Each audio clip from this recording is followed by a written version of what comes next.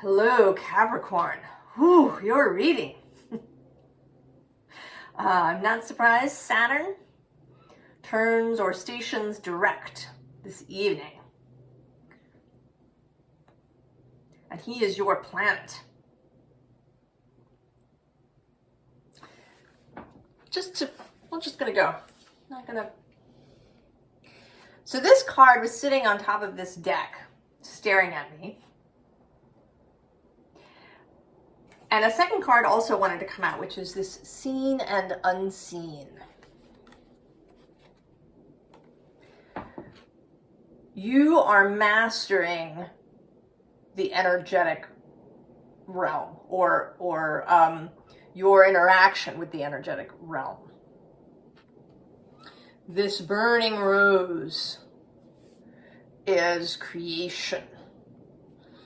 Right? What you have imagined coming into being. Going from unseen to seen.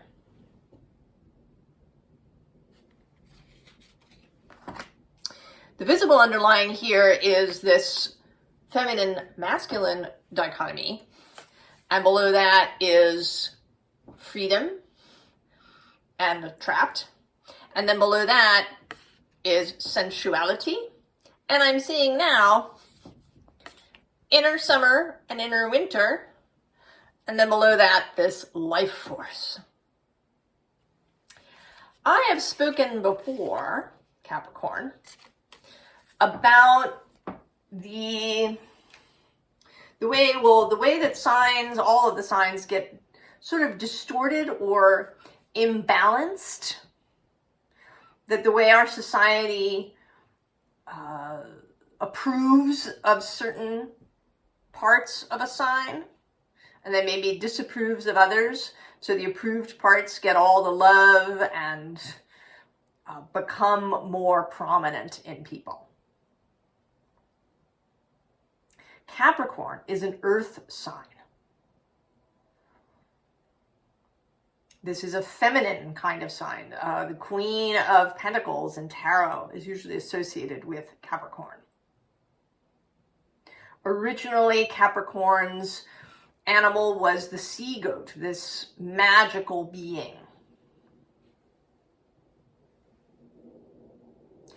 And then I think as our society became more geared towards certain kinds of achievement, the whole mountain goat thing came into being. Climb higher and higher.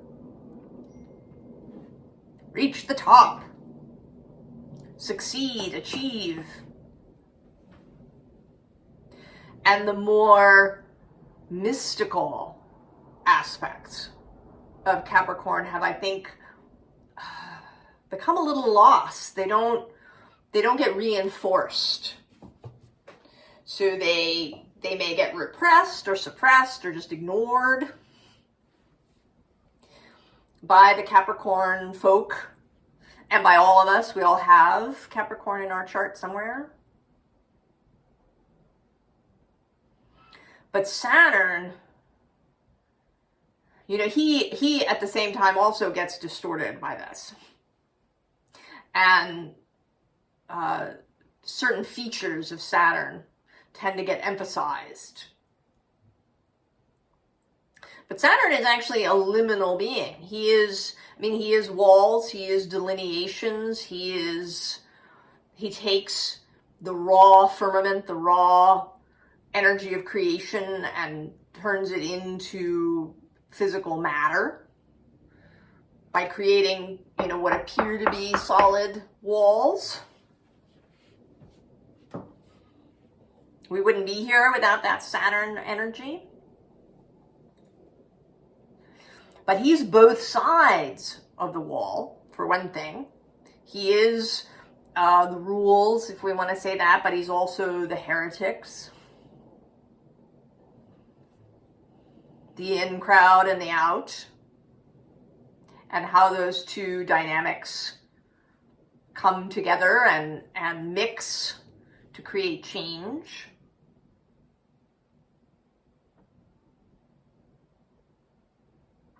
And he's also not as rigid, I think, as people sort of see him.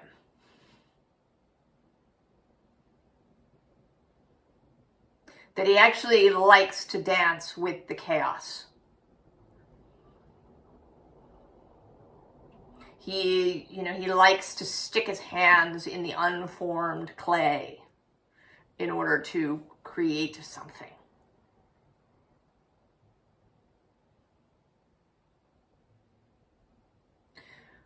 So this balancing of things, of sun and moon, of masculine and feminine, of achievement and resting, of directed action and of receiving.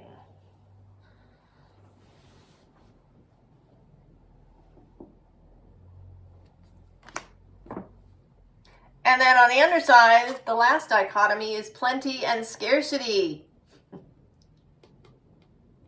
So there's something here too. I think that Saturn has been associated with scarcity. With things being cut off and closed and doors being closed and quantities being finite.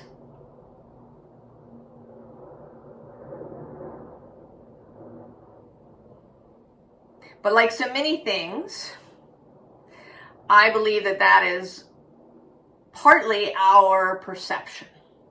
Not entirely. I think that we did come here and agree to exist in this human three-dimensional physical space.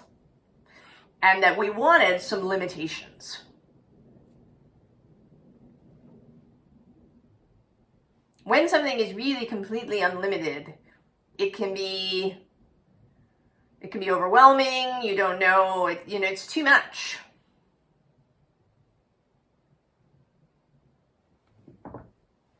Especially as humans. I was watching something about home design, and the person was discussing, open plan things or homes that have really high ceilings and big open spaces. And that often humans feel uncomfortable in them as homes to live in.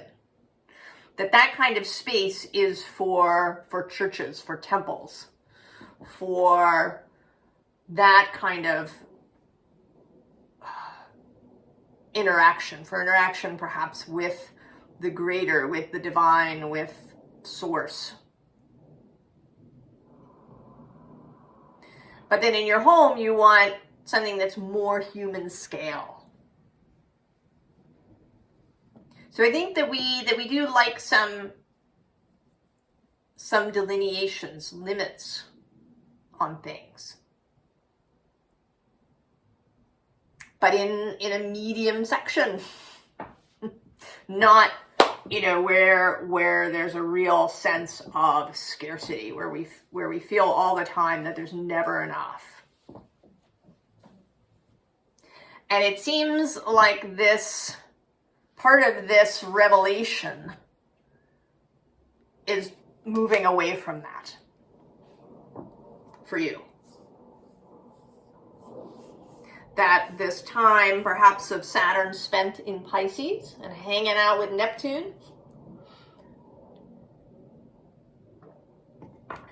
has opened your perception, opened your beliefs. Then we get the Ace of Fire right out of the gate. And on the underside, the Wheel of Life. The Wheel of Fortune, all of the things.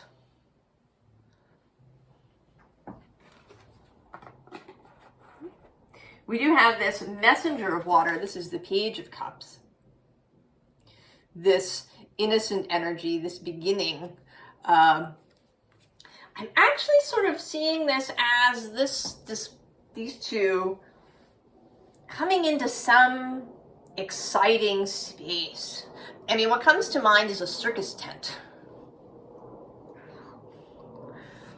that they are arriving for a really fun show. You know, and then below that is this healing card, and this seems, you know, the top of the circus tent. And then this craftsman of earth is feeling a little bit like a magician coming through. This creational energy in the physical.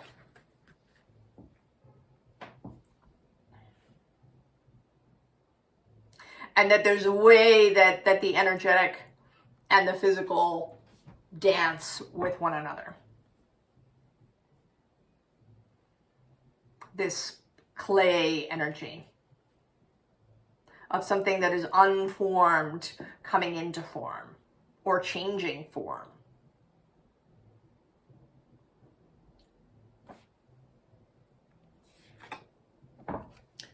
And then there's the pilgrim setting off,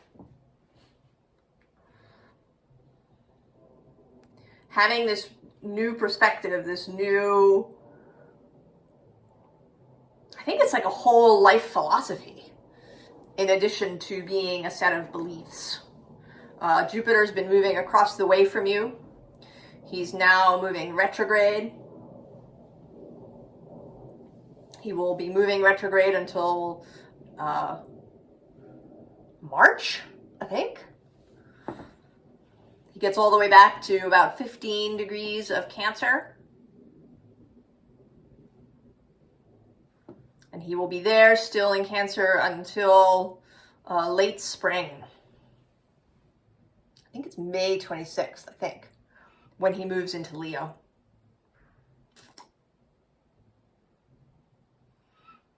A whole new belief system and philosophy of being.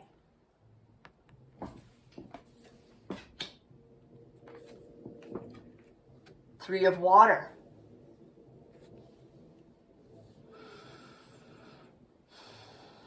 It's like a philosophy of joy, of creation, of... I'm kind of seeing the water here as this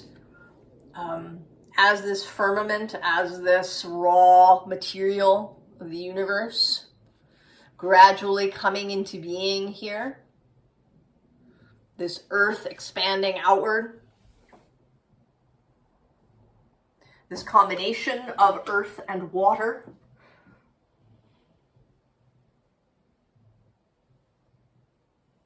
And I've heard some people say, you know, that Saturn is uncomfortable in Pisces, right? He's Capricorn's sign. But Capricorn and Pisces are sextile. They have a very beautiful working relationship. I think it's our discomfort. I've said this before. I don't think that planets are in and of themselves in fall or in detriment. I think it's our comfort level with their energy in a given sign that creates that. You know, Mars in Cancer, people are uncomfortable with that.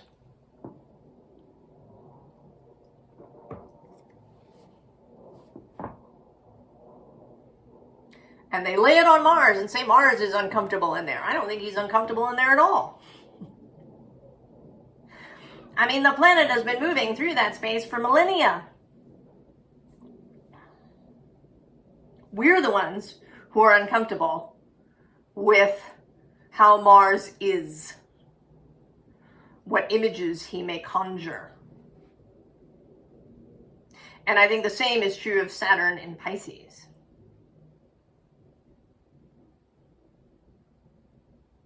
My favorite Saturn in Pisces example is Pema Chodron, who you may know. She's a Buddhist nun and teacher. And what she's really good at is taking Buddhist philosophy and applying it to everyday things. You know, you have this everyday life. You're not living in a monastery somewhere. You're dealing with these things. here's help for you. So Saturn in Pisces. Taking this, possibly really intangible, esoteric thing and making it really useful for an everyday experience.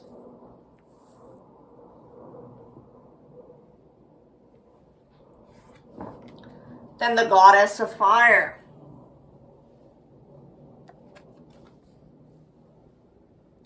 And she feels very much like Source itself, the energy of the universe. That you are now working with more ease. Right? 2 with the star. Body in water. Aquarius is traditionally also ruled or hosted by Saturn, the host of Aquarius. Now he kind of shares the space with Uranus, and that's an interesting thing too, that I talk a lot about in the Aquarius readings. But Aquarius is the water bearer, holding water in a clay jar, water in earth.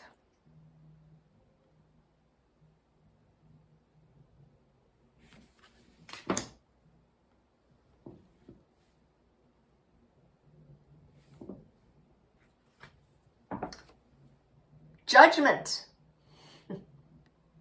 The trumpet sound. And then we have the world. And I see here now the high priestess. This, she's down here. She has this kind of revelatory experience that's very joyful. Going from seeing problems everywhere to seeing beauty everywhere, to feeling lighthearted.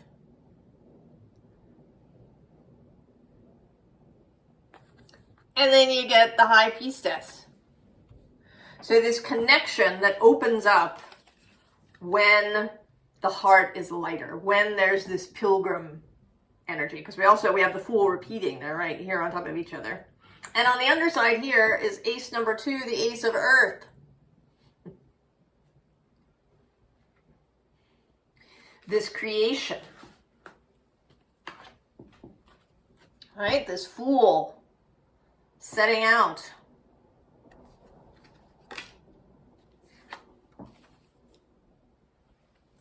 And then the page of fire. Learning to work energetically. Finding your own way. Maybe that you've, read a lot of things about this, and perhaps it's never felt quite right in some way. But now there is something, the star is feeling like an idea, like a clarity that's showing up for you in a way that you haven't had before. That you're grasping this, you're grokking it.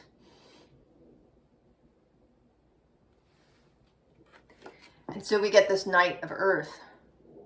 And again, there's this feeling of earth and water, and of masculine and feminine, of structure and an amorphous thing as well. One can sort of feel like her dress, might grow and shrink, depending on how she was feeling.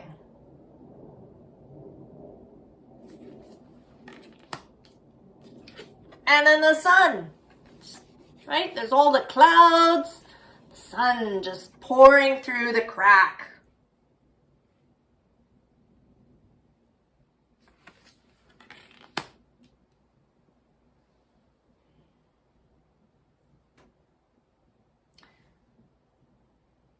Capricorn opening to that sea goat mystical energy.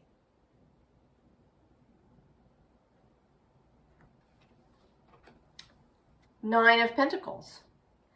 And a very soft Nine of Pentacles. Gentle. Sweet. We also have the Page of Cups on the underside. Repeating here. And the Page of Swords. So we've had all the pages now. I think. Have we? No, we haven't had the Page of Earth. Well, that's the one page that you perhaps have mastered. Right? We have the Knight of Earth. But the Page of Fire, the Page of Cups, and the Page of Swords.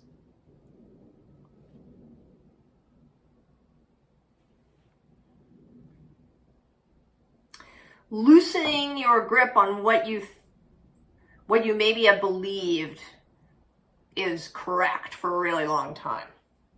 That can be a thing for cardinal signs, I know.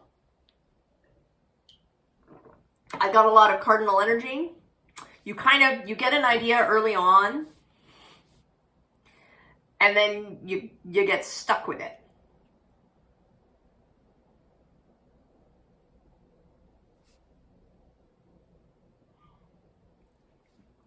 But now there is this ability to shift. And Saturn is going to meet with Neptune at 0 degrees of Aries, perfecting on February 20th.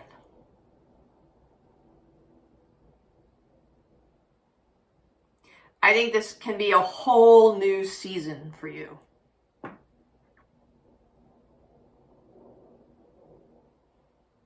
And that, I mean, they've been together, you know, you don't have to wait.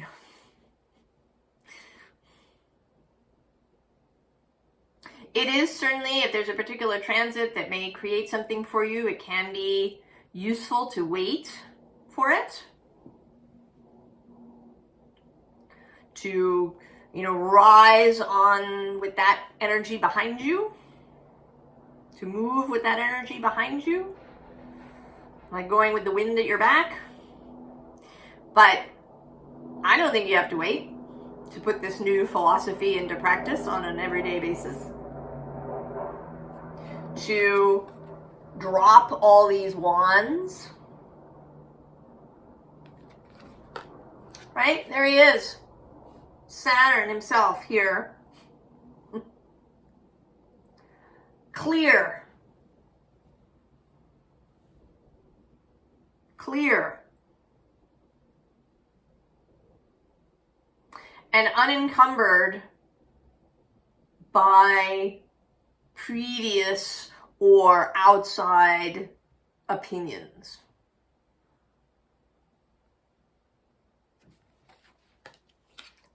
Judgment repeats. The trumpet sounding here.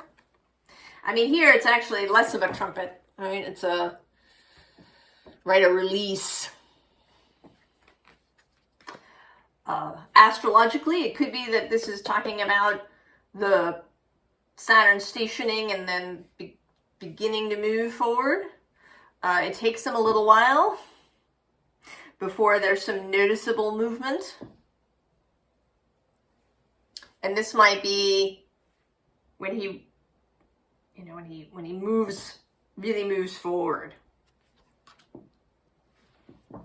You know, in the next week or so.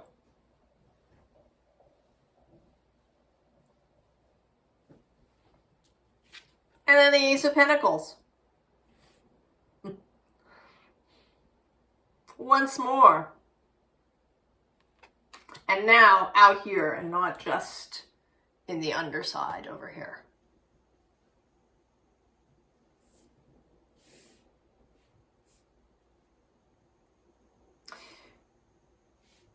There is here a, I don't want to call it a caution. I want to call it a suggestion. Part of this new philosophy is, I think, going to include how you proceed from here. There may be a temptation, and I say this with someone, again, lots of cardinal energy, including an Aries sun near the midheaven, to like to go. Right? Oh, I have the new thing. I've got this new idea. I understand it now. I'm just going to take off 0 to 60 in 3.4 seconds. And there is, right, but we have this 4 of fire. This is an energy of building. We've gone from the 3, now we have the 4. It's a new structure. But we're not rushing about. Enjoy it. Go easy. Take it slow. Be at ease with it. Below that is this High Priestess showing up again. And this Moon. And then we get both the Ace of Air and the Ace of Water. But also this Patience card. Temperance in this deck.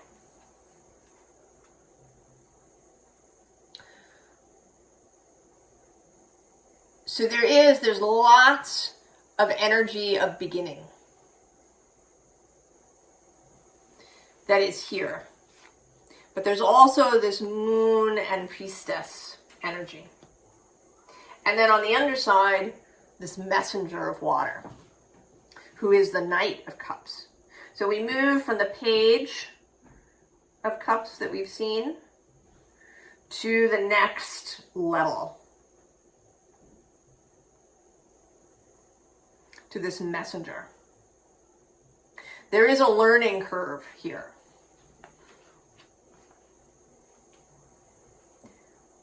Move too fast, and there may be a tendency to fall back into previous patterns.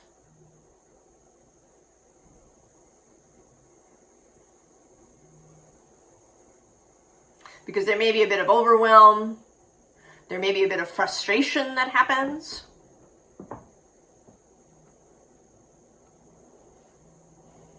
Even if you're somebody who tends to be good at new stuff when you try it,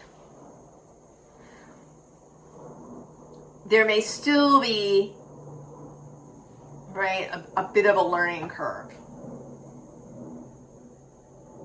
as you bring it into the body.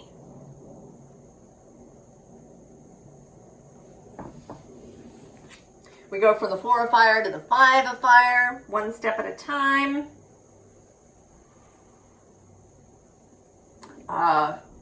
Taking things in. There's no action happening in this card. Also,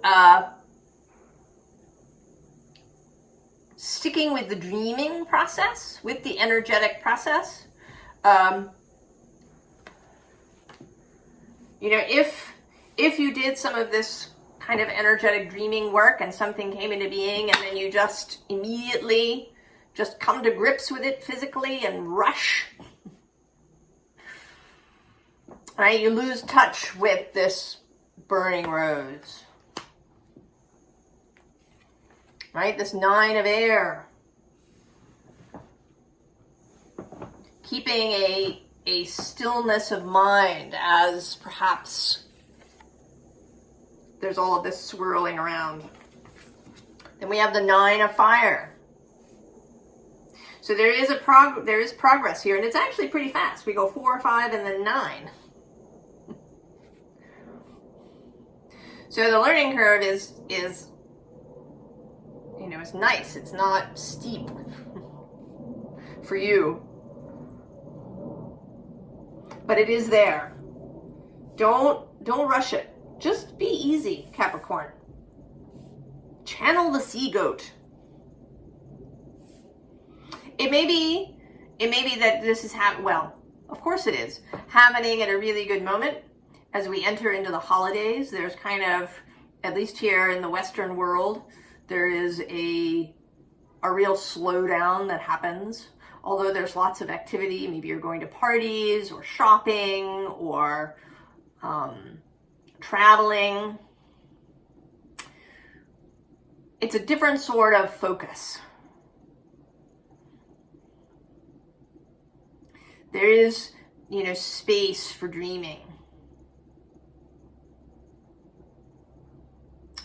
You might, even if you are not Christian, you might want to use this idea of the Advent to create something for yourself for those days before Christmas. Whether you celebrate Christmas or not. I mean, you could create your own Advent dates too.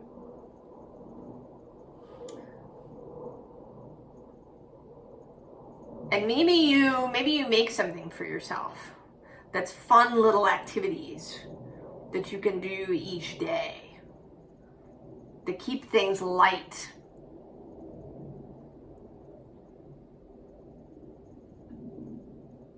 That help you perhaps to slow down. Not again in any kind of regimented way. I have to do this thing today because the Advent square said so. But because it's, it's enjoyable.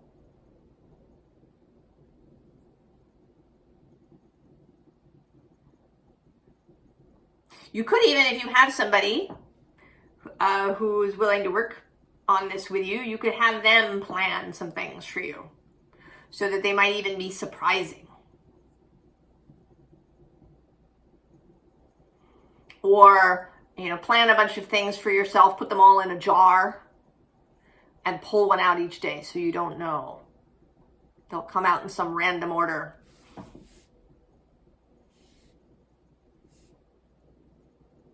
We want to have fun here, Capricorn. And then the Ace of Fire again. So we start with it and we end with it.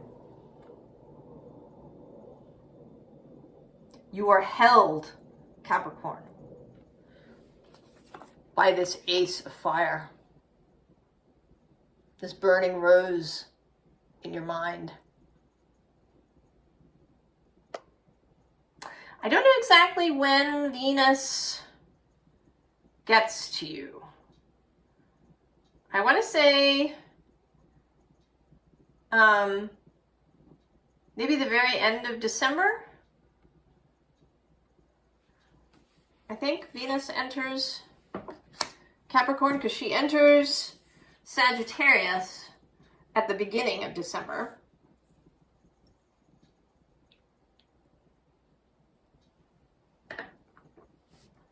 And then I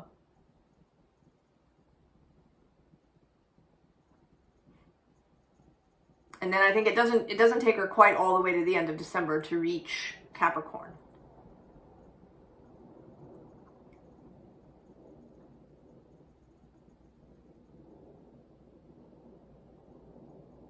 But she could be an inspiration for you in planning your Advent activities.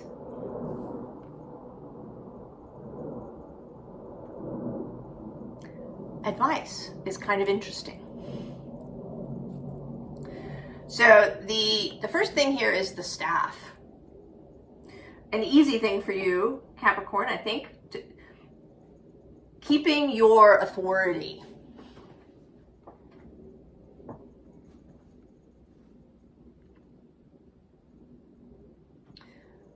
It's your decision. I mean, anything that I've said or suggested or anything, you could decide, nope, I'm going to do it my way. Maybe I am going to rush ahead because it feels good. And I have the authority. And then at the same time, right below is this giveaway card. The two sides, the personal authority and the surrender. This ability to hold opposites.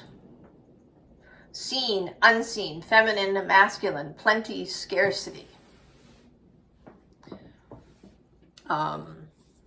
Freedom, and I want to say, instead of trapped, I want to say containment or limit. Freedom and limit.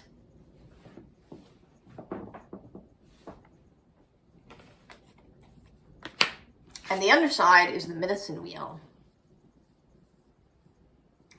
And this is emphasizing this cyclical idea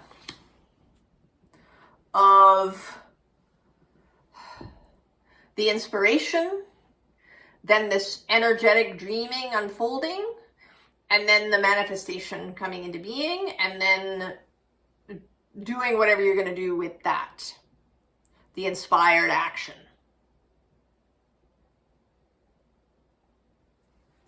And we have it, when I pulled the 3 cards for the advice, they wanted to sort of be arranged in a circle. And we have this jaguar, which I think is the initial inspiration, the desire. If you watch Abraham Hicks, they talk about this as step 1. Step 1 is the desire, the launching of the rocket, as they say.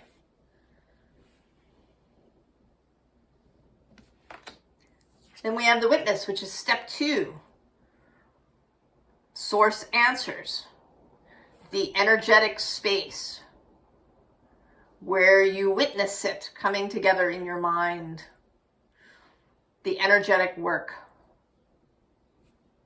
And whatever that means to you, whether it means feeling like you already have it, or it means spending time every day daydreaming and envisioning it in your mind, if it means scripting or vision boarding, I don't know what it is. It's whatever works for you.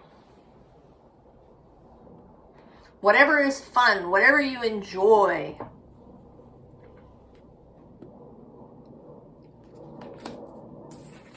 And then it comes into being in the middle world.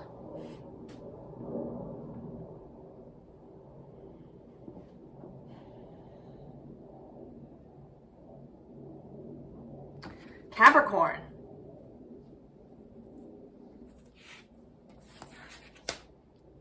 Mastery. Real mastery of this process. I think you've been building up to this. Pluto's passage through Capricorn, I think, had a lot to do with this. Breaking down, and also actually Uranus's passage through Taurus, trine Capricorn. The dismantling, the breaking down, the dissolving of rigid ideas about reality, about how things come into being, about the nature of the physical world and of your life, about your power within it.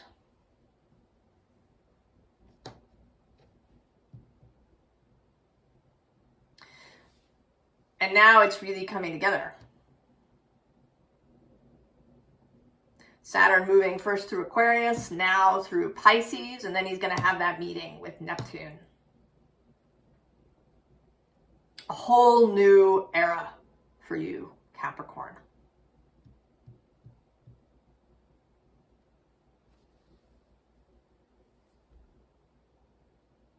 I feel like, I don't know, I've been having this thing lately where I feel like pulling an extra card at the end of the reading. Is that it? Or is there going to be more than one?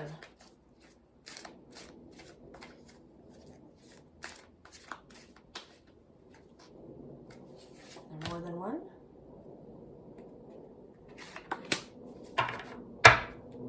Oh, look at that. It's the High Priestess on the bottom, coming out for the third time.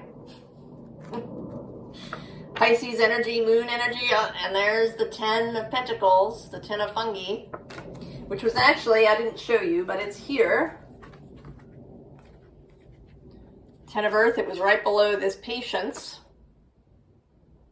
Right, this achievement. We also have repeating the 3 of Water, the Page of Fire, and Judgment, the Call. If you weren't sure. All right, the card that popped out. Oh, of course it is. Of course it is. The Magician.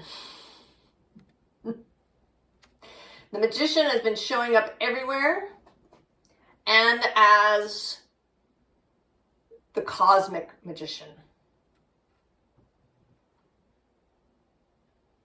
And we are the cosmos. We are the universe, each of us. We are the firmament.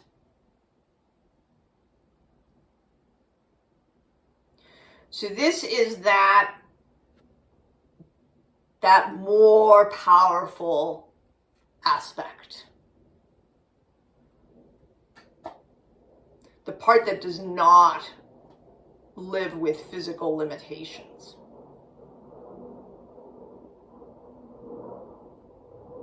Really showing up now, for this collective at least, on this channel. And then the 2 of Combustion. Both the idea and, you know, this always comes through as a kind of conspiratorial card for me. You know, sort of mischief managed.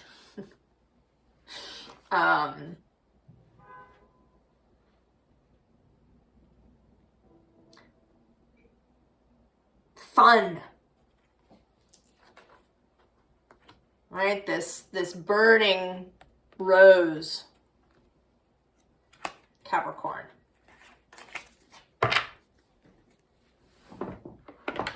Go forth and have fun, Capricorn. I wish you fun and all the very best. And I'll see you next time. So long.